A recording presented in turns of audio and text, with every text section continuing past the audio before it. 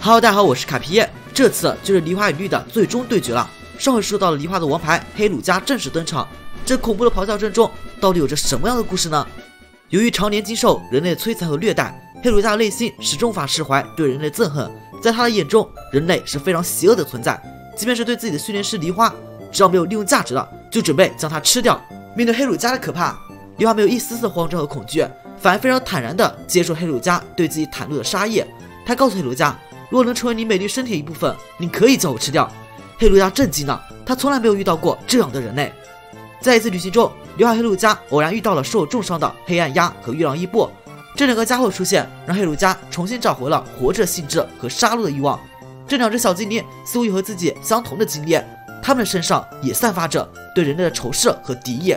梨花倒是没有在意这些，他看到这两只小精灵身负重伤，立马带着他们赶去了附近的小精灵医院，但医生却拒绝为这两个小精灵治疗。带着对恶性小精灵偏见，医生认为恶就是恶，这种小精灵就是不被人类所需要的存在。黑鲁加发怒地张开血盆大口扑向医生，被梨花伸出手臂拦了下来。黑鲁加的嘴巴咬在梨花的手臂上，医生吓得立刻躲回了房间，还不断叫嚣说这家伙也是个野兽，凶恶小精灵的存在对人类百害而无一利。梨花被气得浑身发抖，他愤怒地对医生说，你快闭上那张脏嘴巴，你的嘴对小精灵才是百害而无一利。没办法，梨花只能带着重伤月亮伊布和黑暗鸭与黑鲁加一起向保姆中心走去。梨花告诉黑鲁加，以前尤尼西的小精灵也饱受歧视，不被认为是小精灵的种类。自己的师傅曾拥有一只耿鬼，因为尤尼西小精灵被人类所忌惮，所以多数人都不肯接受他们。但是梨花的师傅却力排众议，在大学里研究耿鬼等尤尼西宝梦，将这种小精灵作为一种属性发表。后来还带着耿鬼等宝梦在联盟上夺冠了好几次，最后尤尼西的小精灵才逐渐被大家所认可。梨花告诉黑鲁加，自己也是以此为目标，想将恶性小精灵带入人们的视线，让众人所认可。虽然黑鲁加对人类充满敌意，但是你可不可以助我一臂之力呢？如果我真的失败了，你就把我吃掉吧。梨花和小绿准备开始最后一场殊死对决，这不仅仅关乎总冠军的竞争，还关系到了二人对碰的价值观。黑鲁加是恶系加火系属性，而小绿钻角吸兽是岩和地面属性。从这一点来看，梨花正处于压倒性的劣势中，到底梨会一战到底，还是梨花会扭转乾坤呢？大家拭目以待吧。黑鲁加狩猎时间到了，他瞪圆了非常金口的眼睛，向着钻角吸兽猛扑。小绿命令钻角吸兽使用岩雪崩，将岩石猛烈地砸向对手。梨花立刻让黑鲁加使用恶之波动，摧毁了钻角吸兽石块，抵御了岩雪崩的攻击。大家发现黑鲁加和初赛的时候爆发的威力完全不同。黑鲁加使用诡计技能提升自己的注意力，使大脑处于活跃状态，大幅度提升自己的特技。黑鲁加左腾右闪，钻角吸兽无法捕捉到他的位置，而且黑鲁加每次躲过钻角吸兽攻击，就会在他的身上留下火焰的灼烧效果。没过几个回合，钻角吸兽岩雪崩威力就变小了，他身上留下严重烧伤。按来说，钻角吸兽皮肤是可以抵御火焰的，黑鲁加造成的伤害却直接破除了钻角吸兽的防御。那么这黑鲁加的特技到底是什么呢？鬼火。小绿说。梨花说，你说对了，鬼火的火焰攻击可以让灼烧的疼痛变得更加剧烈，让动作变迟缓化脓，持续的夺走对手体力。攻击和防御都很优秀的钻角吸兽就这样被封印了，接下来只要进行远距离的进攻就可以将他拿下。但小绿没有给梨花趁人追击的机会，他将钻角吸兽换了回来。黑鲁加立刻使用追打，在钻角吸兽回归金球瞬间给了他一击重创，虽然没有新意，但是却很有效果。黑鲁加的机动性确实很强。小绿再将风速狗换上场，他已经在和月亮伊布的战斗中受重伤，那么要怎样赢下这场对局呢？风速刚一上场就使用威吓，就以此震慑对手，降低对手攻击。但风速狗现在自己浑身是伤，再怎么逞强也没有用。梨花丝毫不慌，他的黑鲁加使用恶之波动，风速狗则利用喷射火焰来做抵抗。双方的攻击在场面中间造成小范围的震动。扇形攻击对决后，风速狗跳上岩石，黑鲁加在后面追击，想让风速狗使用晨光将阳光转成体力，恢复自身的 HP 值。黑鲁加于是趁此打算对正在恢复体力的风速狗进行攻击。然此时脚下虚空突然发出波动袭击自己，黑鲁加反应迅速，一跃躲开。原来又是狐狸的预知未来，但黑鲁加除了被小小干扰一下完全没用，他跳了起来，瞄准岩石上风速狗一击恶之波动，将岩石轰得粉碎。然而这时候风速狗体力刚好恢复完毕，使用闪焰抽风，用火焰包裹自己的身体，减轻恶之波动伤害，同时也能让自己进攻黑鲁加。然而没想到的是，风速狗火焰居然完全被黑鲁加给吸收了，这就是黑鲁加的特性——引火，吸收对方火焰来强化自身的火焰。黑鲁加吸收风速狗火焰，突出杀伤力更强的火焰回馈了风速狗。梨花说：“你以为缩短距离就能赢过黑鲁加吗？”小绿不屑说：“风速狗最擅长就是近身战，可以尽情的狂吠了。”野兽战斗正式开始，两只野兽由互相喷射火焰的远距离攻击开始近身肉搏战。同为食肉系野兽，互相用利爪和牙齿撕咬对手，几乎打成个平手。在战斗最激烈的时候，黑鲁加使用一棵树果。小绿发现黑鲁加小动作，为了让对方在完全恢复体力之前将他打倒，就让风速狗释放了神速。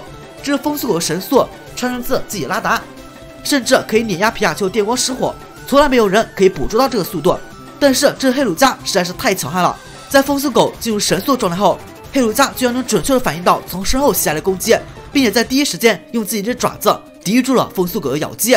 那只黑鲁加，他吃了可以在危机时提升速度的沙尼果。梨花和黑鲁加的想法很简单，想打败眼前这只风速狗，不付出点代价是不行的，所以只能牺牲掉一条腿，换来将风速狗瞬间打倒机会。突袭！黑鲁加趁着风速狗死咬住自己一条腿的时候，一招突袭，从上而下猛击风速狗的头部，将狠狠地打倒。这猛烈一击，如果不出意外，风速狗将无法再站起来了。但是意外还是出现了，风速狗在最后时刻使用挺住，转动头部对人与攻击相同的方向，以此来减缓对手攻击力。自从风速狗神速完成之后，从来没有被逼到这个地步。风速和黑鲁加同时发出咆哮，这是彼此认可，也是彼此宣战。两只野兽准备再战的时候，小绿却让风速狗换了回来。钻小吸兽再次登场，黑鲁加使用遏制波动，钻小吸兽马上使用岩血崩火焰，但这个岩血波的威力惊人，梨花都惊呆了。不仅如此，钻小吸兽马上使用剑舞，用以提升自己的士气和攻击力。同时，梨花发现钻小吸兽受到烧伤已经痊愈了。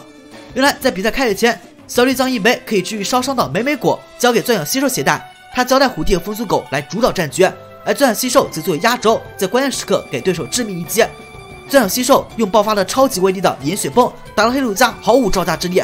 最后一招，钻小吸兽使用歼十攻击，一排排数十袭向黑鲁加。黑鲁加使用大招大自爆，让自己利用反作用力飞跃起来，从空中直接向钻小吸兽突击。小绿大喊一声，击溃他钻小吸兽。钻小吸兽使用臂锤硬刚黑鲁加，黑鲁加则用一条前腿硬生生的挡住了钻小吸兽臂锤，然后用遏制波动正面击落钻小吸兽脑袋。一阵猛烈的爆炸，整个场地都在摇晃。比赛战况的激烈程度让人惊愕，爆炸和烟尘逐渐散去，所有人都屏住呼吸，静静地看着比赛场地。让人惊讶的是，黑鲁加和钻小吸兽双双失去了战斗意识，但黑鲁加直到最后依然保持着高傲的姿态，没有倒下。裁判判决双方失去战斗能力，此回合平局。但是因为小绿还有一只可以战斗的小精灵，因此这场比赛小绿获胜。观众席上爆发出了热烈的掌声，这场比赛真的是太激烈了，战后的惨烈让人一阵阵的心颤。绿虽然赢了，但丝毫不敢放松，这场比赛实属险胜，前面还有更强的对手等着自己呢。四天王从头到尾一直在关注着比赛，小绿胜了都觉得很欣慰，如果小绿不赢，自己可是会很困扰的，有损四天王之名。梨花的师傅橘子则认为梨花太以小精灵的情感为重了，这算是优点，但这一次却反过来被对手所利用，太不应该了。做赢家的小绿对梨花毫不客气，百般嘲讽梨花。拉着拉达的死成为小绿一直的伤痛，所以关于那些什么情感的羁绊、感情、感伤，都是小绿所不屑的。梨花给了小绿最后一个警告，如果继续假装听不到小精灵的声音，有一天会真的听不到的。小绿轻蔑地回应他一句敷衍的谢谢。在梨花准备离开场的时候，他的三只恶血精灵黑鲁加、黑暗鸦和月亮一步都跑了出来。黑鲁加向梨花发出低吼，梨花无奈一笑，他曾经向黑鲁加许诺，如果自己不能带着他们让世界认可，就黑鲁加吃了自己。看来现在是时候陷入自己的生命了。但是让梨花想不到的是，黑鲁加不但没有攻击自己，反而像宠物一样舔着自己的脸。黑暗鸦在一边发出奇怪声音，月亮一步则让观众露出恐怖又好笑的笑容。他的行为虽然怪异，却赢得观众们一阵阵叫好。梨花站在三只小精灵中间，与他们一起以谦卑自信的方式行了退场礼。虽然梨花没能带着恶血小精灵站在比赛的顶点，但是却以这样的一种方式赢得观众喝彩和支持，也算是完成自己的心愿了。但是赢得比赛之后的小绿却感觉异常的烦躁，他总觉得有一种东西在束缚着自己，到底这种束缚是什么呢？我们下集再讲吧。我是卡皮，咱们下期见。